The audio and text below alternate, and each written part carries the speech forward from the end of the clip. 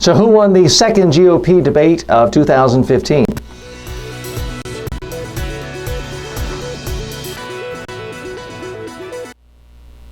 A marathon debate session last night, 3 hours long, and it was grueling, especially for the candidates who had to be in the heat. I'll get to who won in a moment. It was interesting visual theatrics to see so many of the candidates sweating profusely. Mike Huckabee just, it looked like a joke from broadcast news. He had so much sweat on him, but also thin and young, athletic-looking presidential candidates like Marco Rubio was covered with sweat too. It was, whoever did that, I don't know if it was on purpose or not, but it was an interesting visual. Now, who won the debate? By my count, no one candidate totally dominated, although I think Carly Fiorina will benefit the most in the polls. She'll see the biggest jump up. But let's not forget, she's in very, very low double or single digits right now. She has the most increase. She was clearly articulate, knowledgeable, authoritative, gave very, very forceful answers, spoke in highly emotional terms, and gave the Republican conservative base a lot of what they wanted to hear. And it was the first time many of them had seen her, since she was not in the first debate, the primary debate with the top 10 last time. Who else won? It was an interesting debate in that no one flawed. There was no Rick Perry oops moment. No one had such a poor performance that it's going to hurt them dramatically. To me, probably the biggest loser of the night was Jeb Bush, in that he still seemed a bit listless. He seemed peevish. He seemed annoyed that everyone there hadn't read his book on immigration. As the New York Times television reviewer said, Bush comes across as kind of the straight man in a sitcom who's the butt of jokes. Yes, he did have a little more energy, but I just thought he seemed annoyed, peevish the whole time. So to me, he was the biggest loser.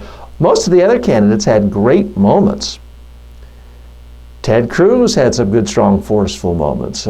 Christie came back to life and spoke with eloquence. And Rand Paul, very forceful, talking about military, use of military, and the other government force involving marijuana issues that are key to his constituencies. Donald Trump, some have commented that he seemed tired, too laid back.